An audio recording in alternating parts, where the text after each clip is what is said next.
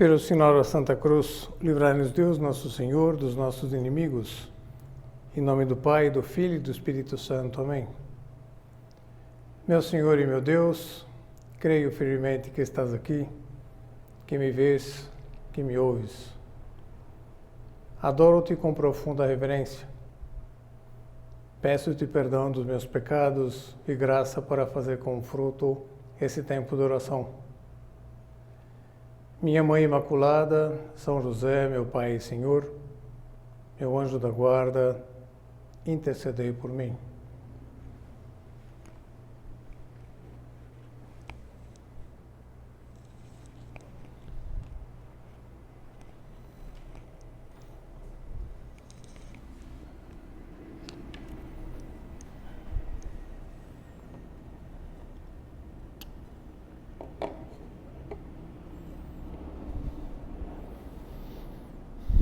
Não sei se você conhece um poeta baiano chamado Durval Carvalhal.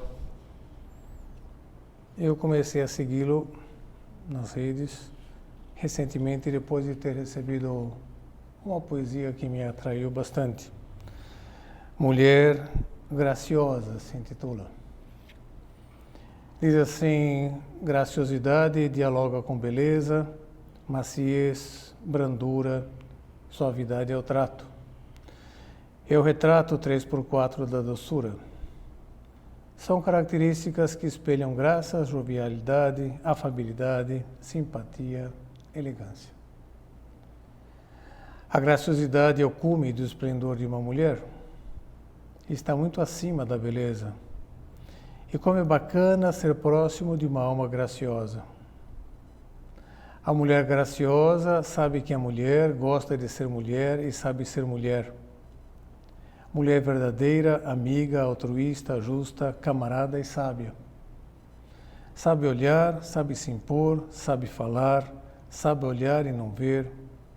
Por fim, a mulher graciosa sabe ser um conjunto universo. A mulher graciosa é o estuário dos adjetivos mais qualificativos do dicionário, tais como educada, cordial, simpática, humana, boa, generosa, sociável, carinhosa, amigável, caridosa, solidária. Tem mais. A mulher graciosa é maneira, civilizada, agradável e compreensiva. A mulher graciosa não se deixa influenciar por motivos, seja no comportamento ou na moda, ou que tais. Sua caminhada é erecta, firme, elegante. E a poesia continua um pouquinho mais. O motivo de evocá-la aqui é porque traduz de um modo que me parece muito bonito e elevado, colocando a mulher no foco, um dos conceitos que nós temos muito vincado quando ouvimos ou pronunciamos a palavra graça. O tema do nosso recolhimento desse mês é a transformação pela graça. E a graça tem esse significado assim profundo, de beleza, amabilidade, fascinação. Talvez corresponda de fato ao sentido mais usual. Ainda que essa descrição com tantas virtudes de afabilidade, de simpatia, de elegância, de cordialidade, bondade, generosidade, solidariedade, vai necessitar de uma graça num sentido ainda mais profundo, para ser vivida com continuidade, de modo habitual. É a graça já no sentido teológico, a graça entendida como aquilo que nós encontramos definido assim na Sagrada, não propriamente na Sagrada Escritura, mas no Catecismo e alguns manuais de teologia espiritual. A graça como sendo dom sobrenatural e interior que nos é concedido pelos méritos de Cristo em vista da nossa salvação. A graça, um dom. A graça estável, chamada graça santificante, que vem auxiliada por alguns incrementos de graça que nos é dado por Deus, as chamadas graças atuais. E é nesse sentido que nós vamos utilizar a palavra graça na nossa reflexão de hoje. Aquela que sustenta toda a graciosidade de uma mulher, de um homem, de todas as pessoas, de modo duradouro e contínuo. A graça que significa, para além de uma ajuda, para além de uma energia que nos é comunicada, supõe uma doação do próprio Deus de si mesmo a nós. A comunicação de Deus para nós, um acréscimo da sua presença em nós. Trata-se do sentido em que vem aplicada, por exemplo, pelo arcanjo Gabriel a Maria.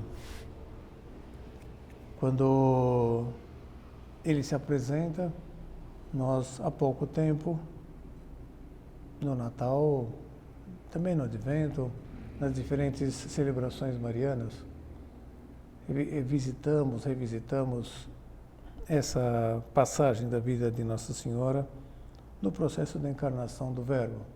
Ao longo do ano também, nós voltamos a visitar essa cena. E no capítulo 1 do seu Evangelho, São Lucas nos diz que, entrando o anjo onde estava Maria, disse-lhe: Ave, cheia de graça, o Senhor é contigo. O que o arcanjo identificou em Maria é que ela estava plena de Deus. E expressou desse modo, plena de graça, para logo explicitar: o Senhor é contigo.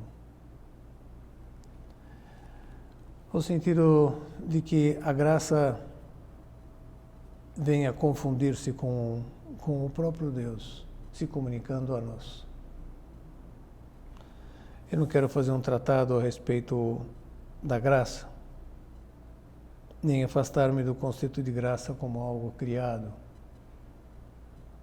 Mas pretendia, isso sim, fazer uso da liberdade que a Sagrada Escritura nos concede para edificar a graça com a presença de Deus em nós.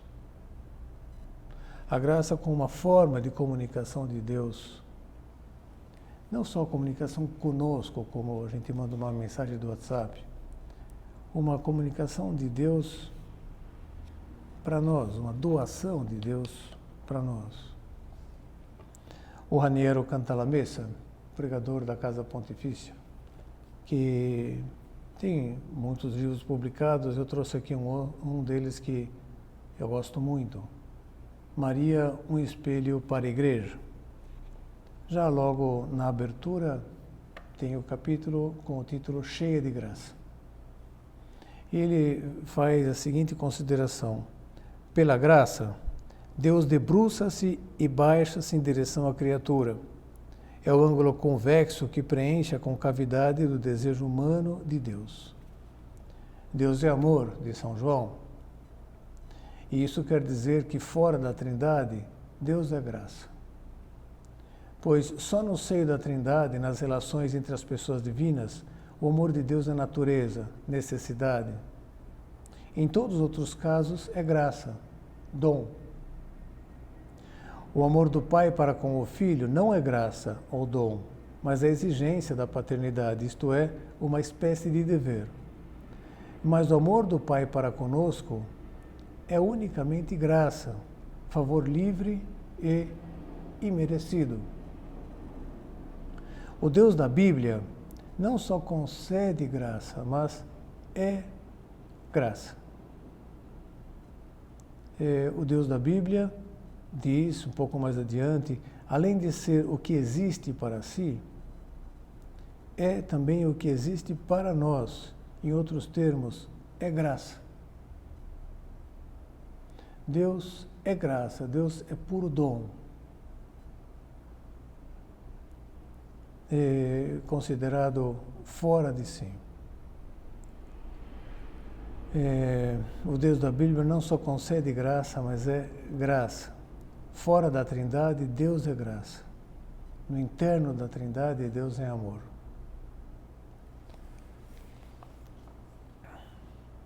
E nesse sentido, a verdade é que podemos interpretar aquela declaração de São Paulo. Pela graça de Deus, sou o que sou.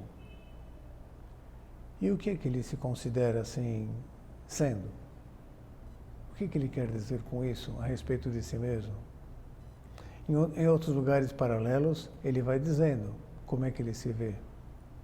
Se vê identificado com Cristo. E diz, já não sou eu que vivo, é Cristo que vive em mim. É Cristo que vive em mim pela graça de Deus sou o que sou o Cristo.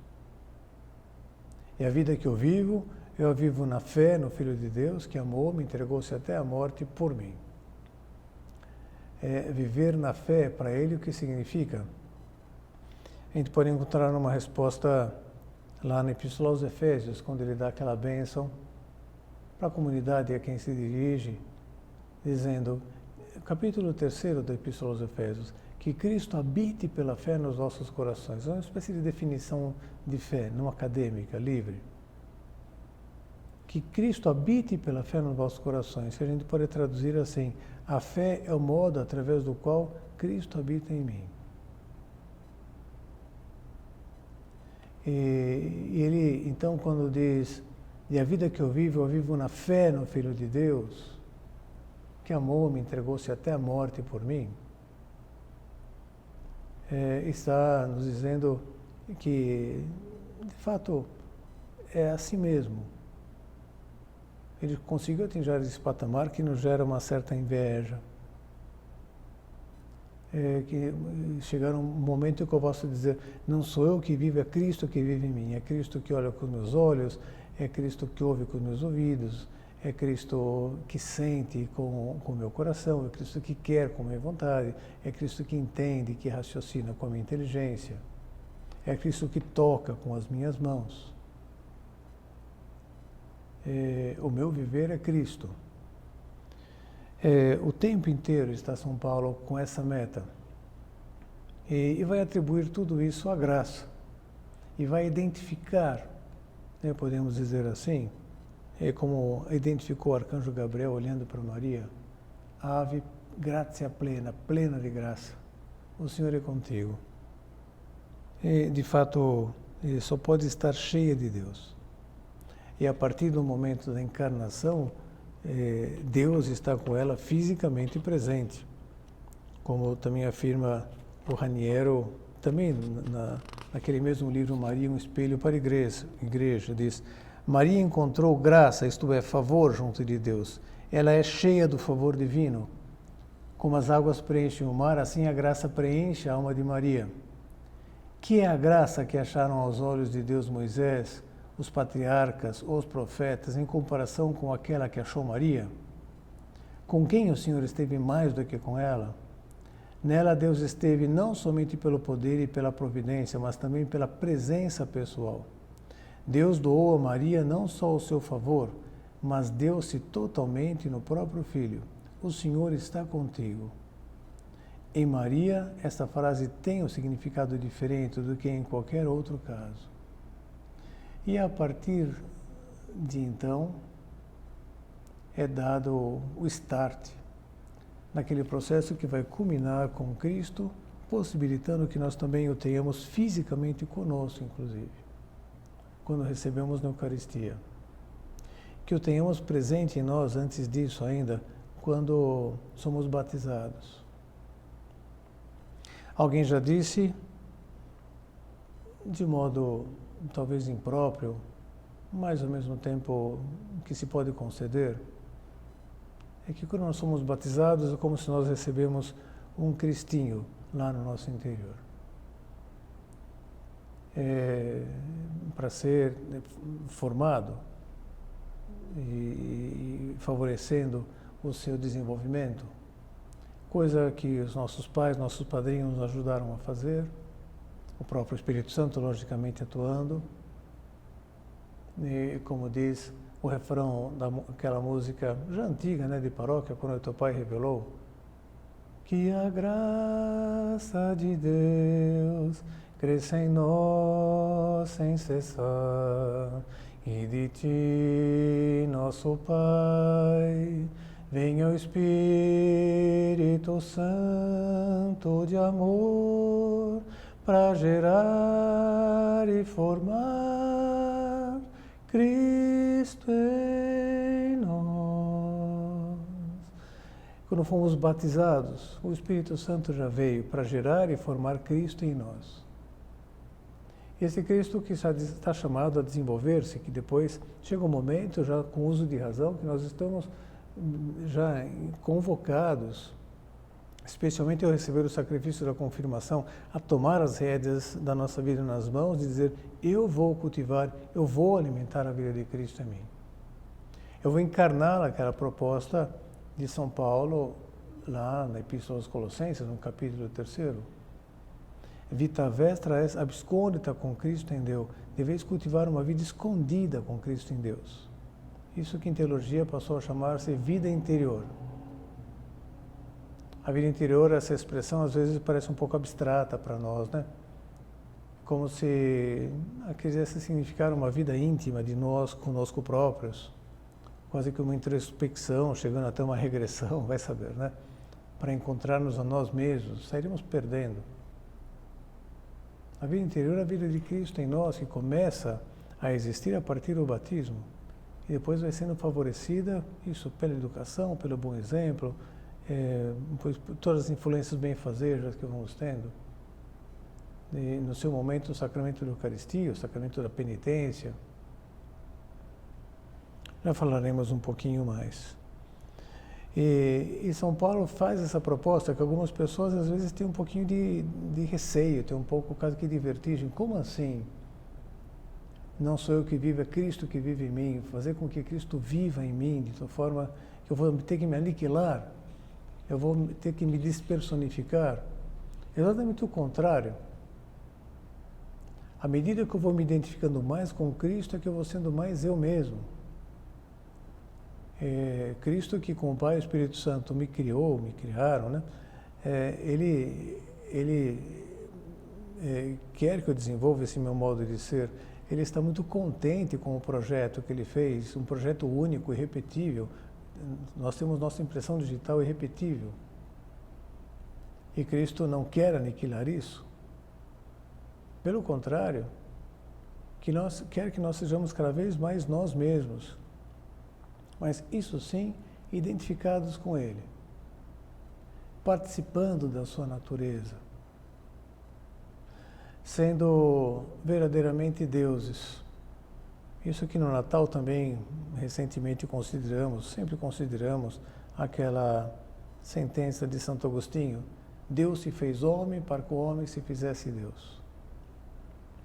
E São Pedro declarará, não sei com qual alcance, do conceito metafísico, mas dirá que nós nos tornamos divini consortes naturae, participantes da natureza de Deus. Estamos chamados a isso, a divinizar-nos, a identificar-nos com Ele, sem deixar de ser nós mesmos.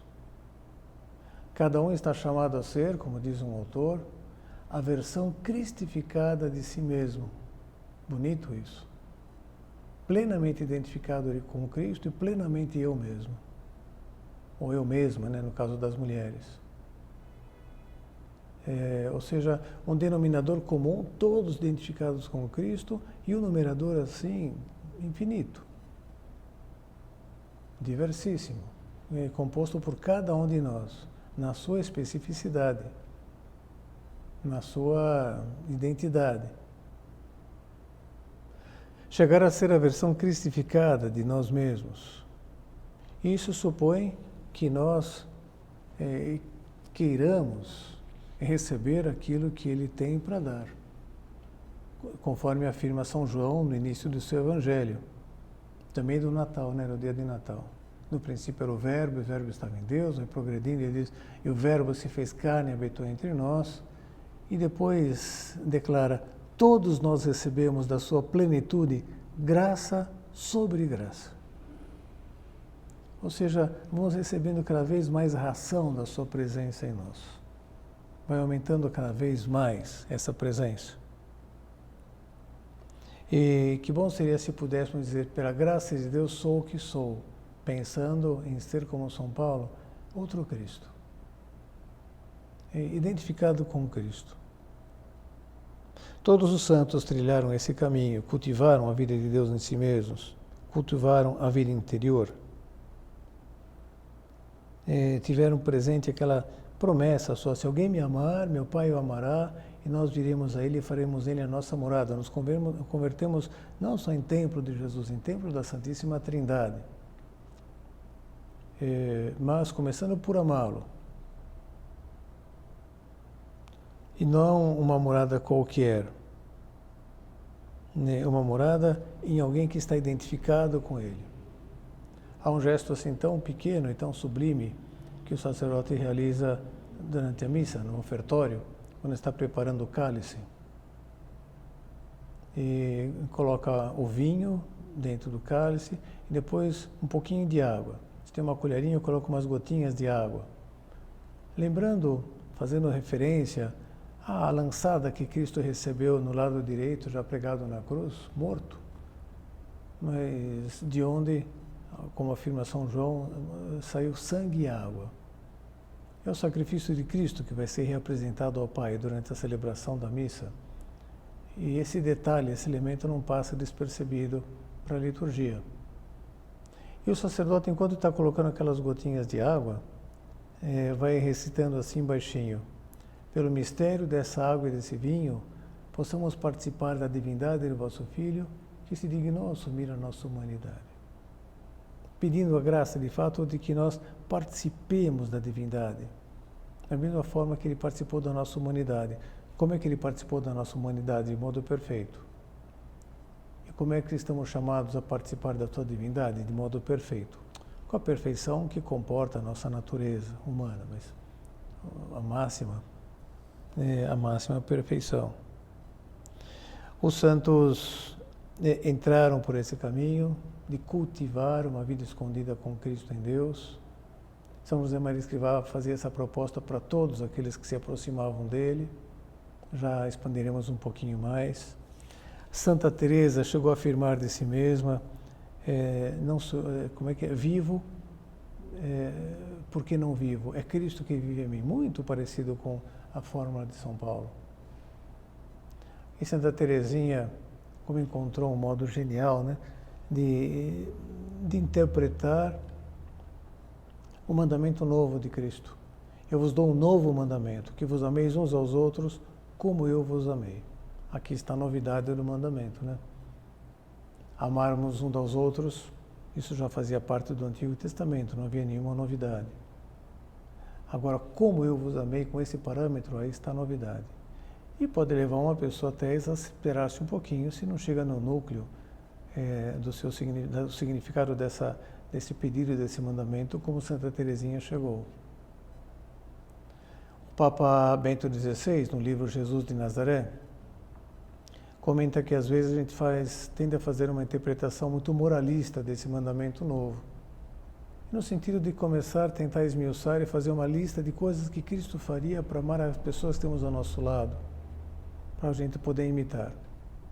Impossível fazer uma lista exaustiva, contemplar todas as situações possíveis, né, para já depois identificar como é que Cristo agiria para eu imitá-lo. Santa Teresinha foi pelo caminho mais breve, que é o caminho que o Papa Bento XVI propõe em Jesus de Nazaré. Diz lá Jesus, eu não vou ser capaz de amar como você amou. Se não for você amar, através de mim. Ou seja, foi no núcleo. Eu preciso estar plenamente identificado com Cristo, que Cristo vive em mim, porque daí sim, Ele amando em mim, eu vou dar conta de amar como Ele ama. Mas sempre a mesma proposta, eu preciso da Tua graça, eu preciso da Tua presença. Contínua lá no meu interior, contínua na minha alma. Eu devo fomentar essa presença de Cristo, para que Ele habite em mim e a partir daí eu seja um fator de transformação ao meu redor. Vou contribuir para que meu lar seja luminoso e alegre, todo gracioso, como essa poesia inicial que líamos do Durval Carvalhal, aplicada à mulher, mas que depois estendemos a todos nós. Se for Cristo vivendo em mim, eu de fato vou atingir um nível de luminosidade, né? de alegria produzida assim ao meu redor, elevadíssimo. E eu vou contribuir para que o meu local de trabalho seja um local onde as pessoas, de fato, se dediquem com intensidade, rendam, e ao mesmo tempo com muita leveza, com muita cordialidade, com muita solidariedade, com um espírito verdadeiramente de serviço. Eu não vou dar conta de poder dizer ao marido de amar a minha esposa como Cristo ama, se não for Ele amar em mim. E a esposa a mesma coisa. Não vou dar conta de levar o meu marido como Cristo ama, se não for Ele amar através de mim. E aplicado aos filhos, e aplicado à sogra, né? Aplicado aos cunhados, aplicado aos pais, aos parentes, a todos.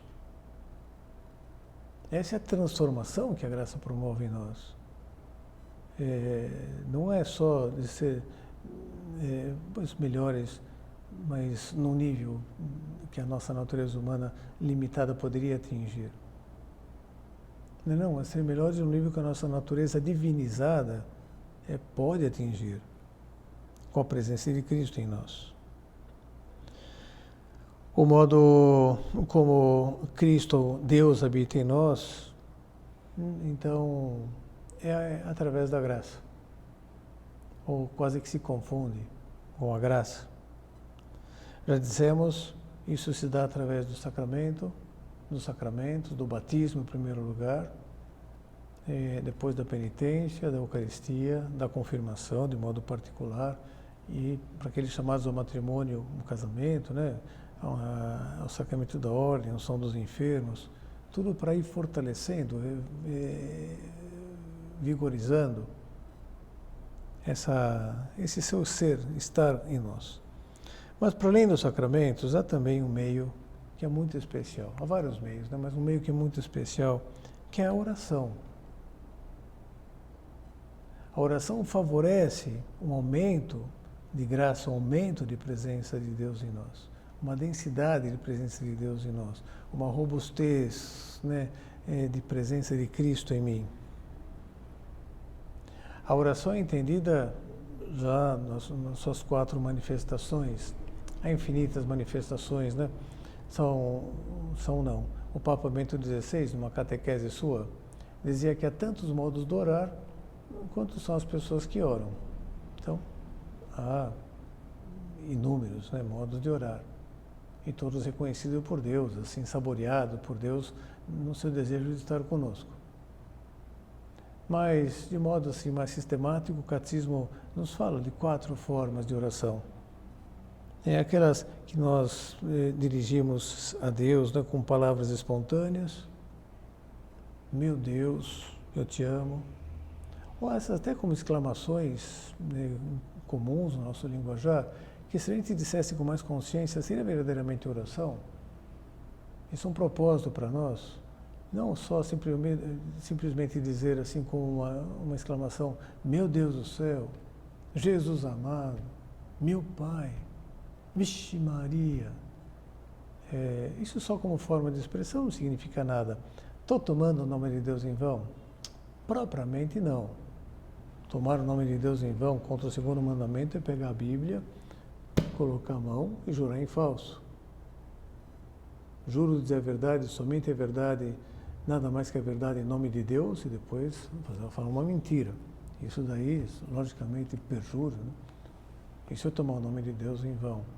Agora, se eu estivesse dizendo com consciência essas exclamações, interjeições, como que chamando Nosso Senhor para ser testemunha comigo daquilo que eu estou vivendo, eu já estaria me reorganizando continuamente, em meus juízos críticos, nas minhas indignações.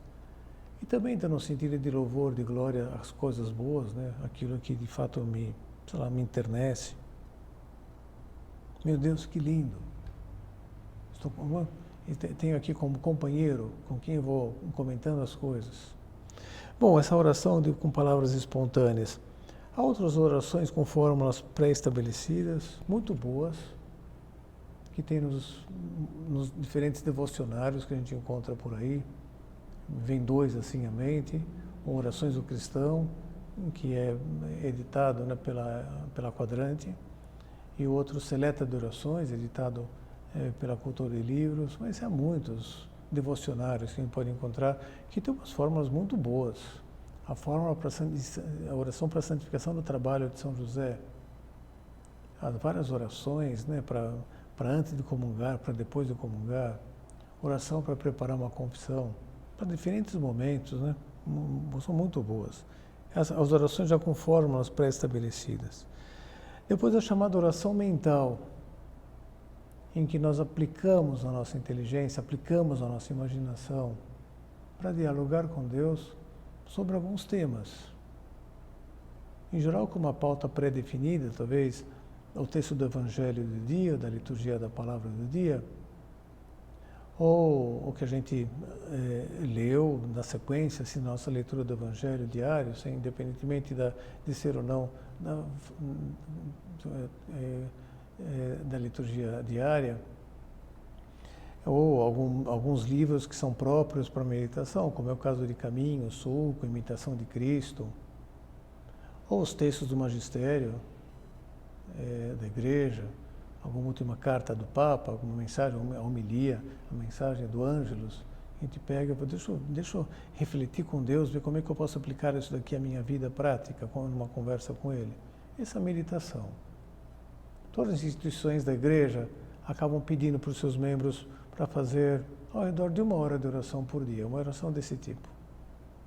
Muitas vezes, como diz o Catecismo, abrindo o livro da própria vida e deixando assim na página do hoje de Deus, para conversar com Deus sobre aquela situação familiar, sobre aquela situação profissional, sobre as nossas próprias lutas, as nossas vulnerabilidades assim identificadas na prática, né, por quedas, para ver bular alguma estratégia. E depois um quarto tipo de oração, que é a oração contemplativa, que é uma grande fonte de cultivo da presença de Deus em nós. São José Maria Escrivá a descrevia assim, tinha dito antes que a gente voltaria a uma descrição dele sobre o que significa, como é que ele entendia a vida interior. Entende desse modo aqui: o que descreva a vida interior de um simples cristão, que habitualmente se encontra em plena rua, ao ar livre, e que na rua, no trabalho, na família e nos momentos de lazer, permanece atento a Jesus o dia todo. Fechando os olhos da cara, abrindo os olhos da alma, é buscar contemplar o rosto de Jesus. Vultum tum domine requiram, procurarei, Senhor, o teu rosto. Divisar o seu semblante. Procurar tê-lo diante dos nossos olhos o dia inteiro. É ser contemplativos, de tal forma que a gente vai deixando que Ele tire sempre o nosso melhor. E que a gente vá sendo cada vez mais Ele. A gente vai se tornando cada vez mais essa versão cristificada de nós mesmos. Algo para a gente pedir para Nossa Senhora, né? Que nos mova aquelas palavras espontâneas, aquelas fórmulas, aquela reflexão sobre as verdades fundamentais da nossa vida, aquela intimidade de contemplação com Ele, de tal modo que nós atinjamos essa plenitude de graça sua, com bons filhos seus, filhos de Maria, e que nós nos convertamos na versão cristificada de nós mesmos. Mas há outras considerações que nós poderíamos fazer dentro desse tema da transformação pela graça. Não sei se vocês conhecem a história de um santo belga que foi como missionário lá para os mares do sul, como diz aqui de modo poético, um livro que conta a sua biográfico e acabou indo cuidar, desenvolver todo o seu ministério sacerdotal na ilha de Molokai, uma ilha onde estavam confinados assim um grupo numeroso de leprosos, uns 600 leprosos. Trata-se de Damião o Leproso. Um livro publicado pela Quadrante também, apaixonante, ainda mais que a gente sabe que a história é real, e que já foi filmado, né? Tem duas versões do filme, uma mais recente, mas as duas são boas. Prendem a atenção. Eu recomendo francamente Damião o Leproso, que algum tempo atrás me despertou a atenção, há pouco tempo atrás, em setembro do ano passado, para essa realidade da lepra, porque ele viveu no final do século XIX, acabou morrendo de lepra em 1873, se eu não me engano, de modo assim quase irônico, né? Bem no ano em que se estava descobrindo a cura para a lepra. Foi descoberta pelo Hansen, por daí serem chamados, a doença ser chamada de hanseníase, e foi descoberta exatamente nesse período, que era causada por uma bactéria e podia ser tratada com a combinação de 3 antibióticos. Não sei atualmente como funciona. Mas o artigo que eu recebi em setembro do ano passado, final de setembro, de 30 de setembro do ano passado, quase outubro, dizia que no mundo há 120 países que ainda têm surtos de lepra, com 200 mil casos, novos casos novos notificados todos os anos. E o que mais estarrecedor para nós é que o Brasil está em segundo lugar. Nesses 200 mil novos casos por ano, nós contribuímos com 30 mil novos casos de hanseníase por ano, de lepra, por questões de saneamento básico deficitário, e fundamentalmente é isso. Mas não tinha nenhuma intenção de fazer uma espécie de denúncia, da meditação denúncia, não faz parte da nossa proposta aqui. Mas a figura da lepra aparece com frequência, né, na Sagrada Escritura. No Antigo Testamento e depois no Novo Testamento, que os leprosos eram colocados à parte, eram tratados, de fato, muito mal, porque representavam um risco mesmo de contágio grande. E ficam com um sininho pendurado lá no pescoço para que, se aproximasse, as pessoas pudessem ter alerta. E aparece também de modo direto no Novo Testamento. Cristo curou leprosos, lembramos disso.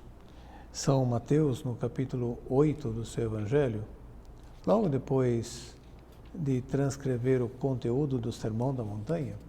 O Sermão da Montanha pega os capítulos 5, 6 e 7. Então, terminada o Sermão da Montanha, diz agora no capítulo 8, tendo Jesus descido da montanha, uma grande multidão o seguiu. Eis que um leproso aproximou-se e prostrou-se diante dele, dizendo: Senhor, se queres, podes curar-me. Todo mundo deve ter prendido a respiração, deve ter ameaçado aquele leproso para que não se aproximasse. Mas ele se aproximou não de modo desafiador, se aproximou com tal candura do Senhor, e com certeza não se aproximou para abraçá-lo nem nada. Ele mesmo deve ter ficado constrangido quando Cristo se aproximou dele. Ele simplesmente prostrou-se, mas ficou numa distância, Senhor, e dizendo, Senhor, se queres, podes curar-me, domine esse vis, potes me mundare, podes me limpar. Jesus estendeu a mão, tocou, imagino que tocou então com toda a confiança, com todo o carinho, não como a gente toca na água quente, né, com receio de se queimar, só para ver se está quente mesmo. Então Cristo tocou, né, e talvez só aquilo já teria sido suficiente para o rapaz ir embora satisfeito. Fazia muito tempo que não era tocado assim com tanta ternura paterna, materna, fraterna. Jesus estendeu a mão, tocou e disse, eu quero ser curado. No mesmo instante, a lepra desapareceu. A lepra, que além de marcar a sua presença na Sagrada Escritura, depois foi associada pelos padres da Igreja com o pecado. Já era, de alguma forma, associada assim como um resultado de um pecado até. E era só o sacerdote do templo que poderia dar o testemunho de que a pessoa tinha se curado, quando acontecia algum caso de cura. Ele quem tinha que certificar, a pessoa tinha que ir até o sacerdote para isso. Jesus curou outros 10 leprosos de uma vez só, mas dizia que os vários autores espirituais foram associando a lepra precisamente ao estado que a alma de uma pessoa fica quando ela se deixa levar pelo pecado. O pecado como sendo uma lepra da alma. Isso tudo em enfoque negativo, mas também essa associação é feita com enfoque extremamente positivo, chamando a atenção para o fato de que essa lepra tem cura. A partir da vinda de Cristo tem cura. Essa cura chama-se graça. Filhos, teus pecados são perdoados. Disse tantas vezes, né? Ao longo da sua vida pública, manifestando-se como quem era. Há um remédio que já foi descoberto, então, desde o início do cristianismo. A graça. Um remédio para lepra. Jesus que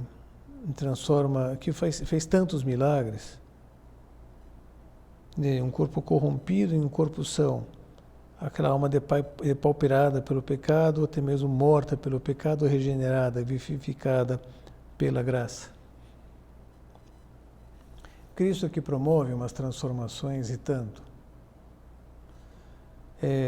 A imagem do que aconteceu lá nas bodas de Caná é somente isso mesmo, uma imagem daquilo que, pela graça, pela sua presença em nós, Ele quer fazer conosco.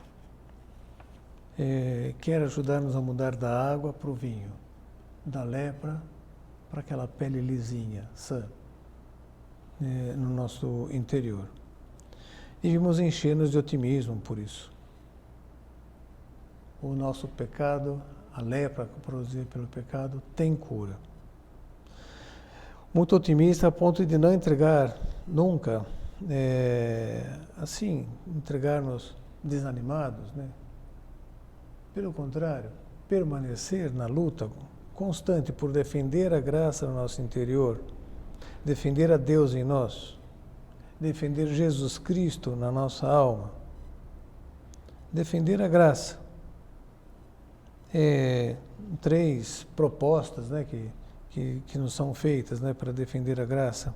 Conservá-la permanentemente até o fim, recuperá-la imediatamente se a perdemos pelo pecado mortal e procurar crescer na graça como quem tem o céu como uma meta mesmo a ser atingida. Eu não posso parar até onde eu consigo, eu quero chegar no céu. Eu preciso estar muito identificado com Cristo, não só ser uma espécie de fantasminha de Cristo, muito identificado com Cristo. Eu quero ser a versão cristificada de mim mesmo, e para isso, então, eu preciso combater o pecado, por um lado. É interessante, né? Jesus diz lá, caçai as pequenas raposas que destroem a vinha do Senhor. O que é a vinha do Senhor? Na última ceia ele propõe, acho que deve ser a última parábola. Eu sou a videira, vós sois os ramos. Ele é a videira, ele é a vinha. Quando nos diz, castai as pequenas raposas que destroem a vinha do Senhor, ele está advogando em causa própria. A gente já meditou isso outras vezes e acho que nunca nos será demais voltar a meditar. Está pedindo que nós, de fato, defendemos essa sua presença em nós. E a Epístola aos Hebreus ainda diz uma coisa muito mais dura, né? Capítulo 6, versículo 6, todo aquele que peca volta a crucificar a Cristo no seu coração. Ou seja, destrói a graça na sua alma e necessita de fato crescer, necessita de fato mudar. E essas condições nós sabemos que não são muito simples assim. Necessitamos de que Deus, assim, de viver, ou seja, conservar sempre a graça, recuperá-la imediatamente se a perdemos pelo pecado mortal, procurar crescer a graça correspondendo também a todas as moções que o Espírito Santo vai promovendo em nós através da nossa consciência. Podemos, em primeiro lugar, recorrer a São Miguel, essa oraçãozinha aqui que a gente encontra com frequência na paróquia, né, nas paróquias, com milheiros. São Miguel Arcanjo, protegei-nos do combate, cobri-nos com vosso escudo contra os embustes e ciladas do maligno. Sob o jugo de Deus, instantemente o pedimos a vós, príncipe da milícia celeste, precipitai ao inferno a Satanás e a todos os espíritos malignos que andam pelo mundo procurando perder as almas. Amém. Recorrer a São Miguel para que nós, de fato, continuemos nessa caçada. As pequenas raposas, sempre está aberta a temporada de caça, essas pequenas raposas que estão conspirando contra a vida de Deus em nós, contra a graça presente em nós. E para além disso, contar com meios que eu diria, pouco convencional, uma arma, né? Melhor, pouco convencional, no combate contra o pecado, que é Nossa Senhora, que é Maria. Nessa proposta de defender e fazer crescer a graça na nossa alma, essa é uma consideração importante. A providência de Deus quis que Nossa Senhora fosse assim chamada a desempenhar um papel importante. Quis que ela se apresentasse como sendo a medianeira de todas as graças, ou seja, a medianeira da presença de Cristo em nós, né, que está intercedendo, está favorecendo, está nos pegando pela mão continuamente para ir alimentar essa presença de Cristo em nós. Ainda que para isso nós tenhamos que mudar muito, mudar da água para o vinho. Lembramos das bodas de Caná, vamos recordá-la aqui brevemente. Conta São João que houve umas bodas em Caná da Galileia e achava-se ali a mãe de Jesus e também foram convidados Jesus e os seus discípulos. Os discípulos não foram de penetra, estavam lá convidados. Como viesse a faltar vinho, a mãe de Jesus disse, eles não têm vinho. Respondeu Jesus, mulher, isso compete a nós? Minha hora ainda não chegou. Mas dá a impressão que o tom de voz de Cristo deixou aberta a possibilidade de estar equivocado, por assim dizer, como uma interrogação, como ali um vazio a ser preenchido por Maria, ou será que chegou? E ficou na expectativa da reação de Maria, e Maria reagiu de modo que ele não teve dúvida. Se virou para os serventes, respondeu na prática e disse, fazei o que ele vos disser. E Cristo então pediu para que enchessem 6 talhas de água, parece que cada uma delas tinha ao redor de 100 litros, portanto 600 litros, e a converteu em vinho bom, de grande qualidade. Há um livro espiritual, também publicado pela Quadrante, do Jean Galot, chamado Gratia Plena de graça, cheia de graça. E num momento determinado, no capítulo 21 desse livro. É um livro curtinho, tem 120 páginas e 31 capítulos. Ou seja, são capítulos bem pequenos. E a gente vai... Isso imprime uma agilidade na leitura, né, que é cativante. E um dos capítulos, que é o capítulo 21 desse livro, dedica-se ao tema da medianeira.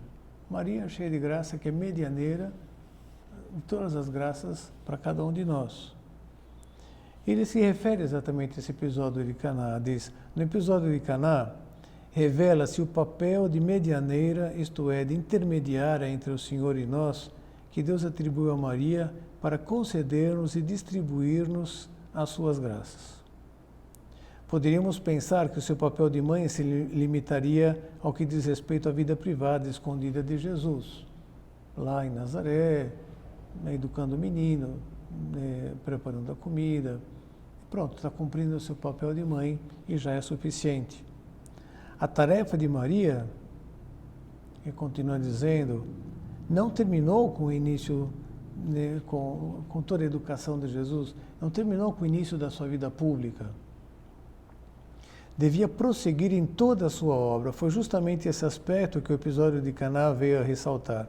Daí em diante, Maria começaria a grande função que exerceria aqui e acolá na terra e de modo contínuo no céu, a de intercessora junto do Senhor pelos seus outros filhos, que somos nós. E ele, como que tira 3 conclusões, consequências, daquele milagre que Jesus fez em Caná da Galileia por uma intercessão de Maria. A primeira consequência, a primeira é que Deus se dispôs a mudar os seus planos a um pedido da sua mãe, mesmo quando parecia não querer atendê-lo. Em Caná, a hora ainda não chegara, e isso parecia uma muralha inexpugnável.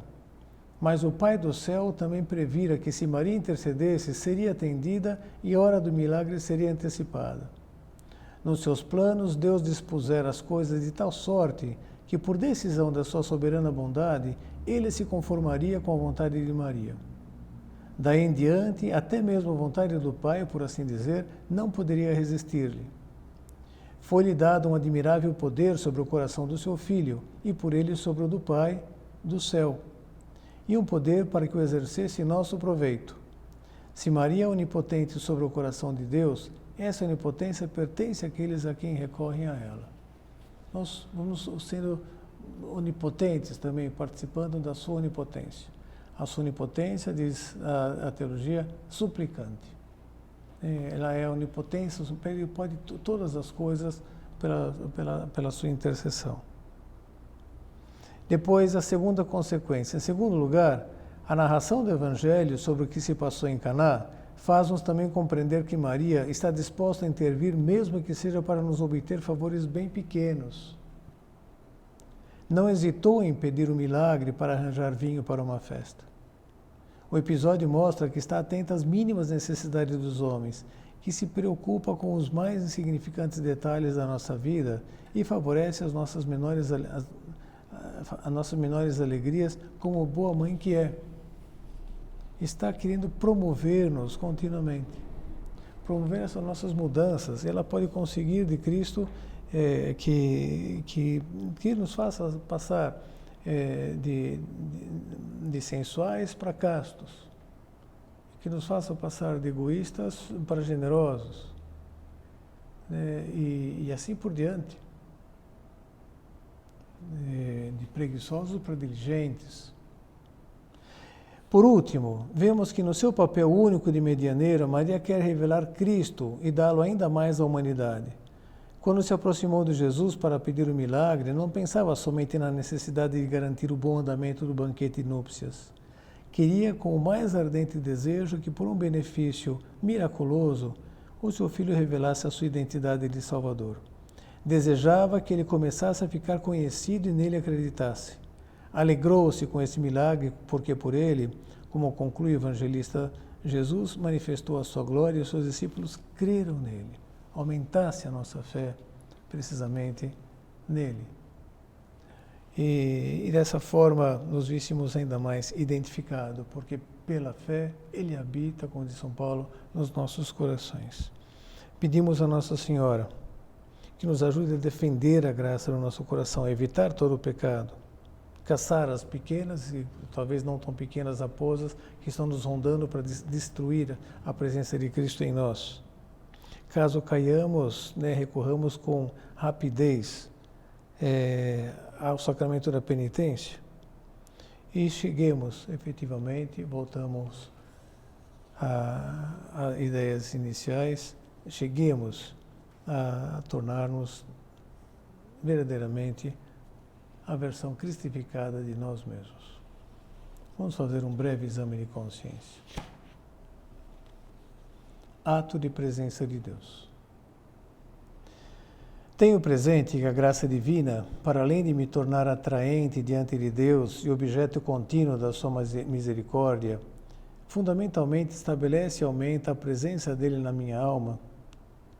Posso dizer que a valorizo na sua imensa importância e me esforço por favorecê-la cada vez mais, correspondendo a todos os apelos que percebo que o Espírito Santo me dirige através da minha consciência.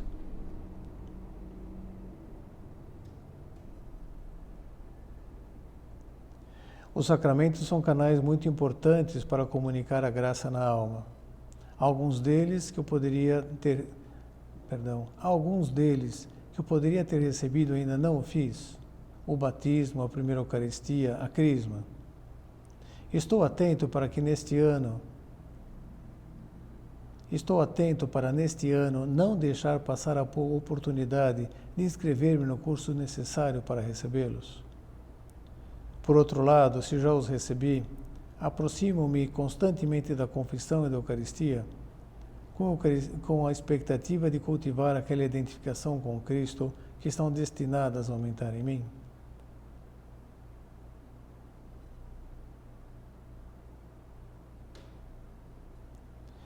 Além dos sacramentos, outro canal privilegiado da graça é a oração, seja através de palavras espontâneas, seja por meio de fórmulas pré-definidas, seja empenhando-me por refletir sobre algum aspecto da pessoa ou da doutrina de Jesus, seja simplesmente permitindo-me contemplá-lo no sacrário, num crucifixo, nas próprias pessoas, na natureza, etc. Posso afirmar que, à medida que passo o tempo e eu vou aprofundando na minha formação, vou também me tornando cada vez mais alma de oração?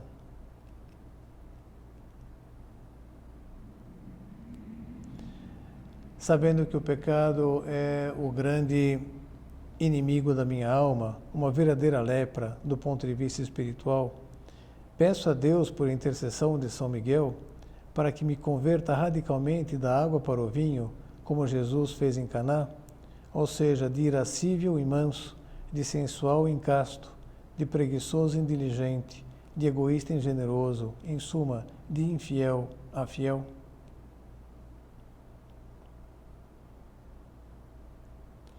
Peço a Nossa Senhora, medianeira de todas as graças, para que sempre interceda por mim junto ao seu Filho, antes mesmo de que eu perceba a minha necessidade e possíveis desvios, como aconteceu em Caná, em relação aos noivos que não tinham consciência do risco que o êxito da sua festa de casamento corria. Ato de contrição.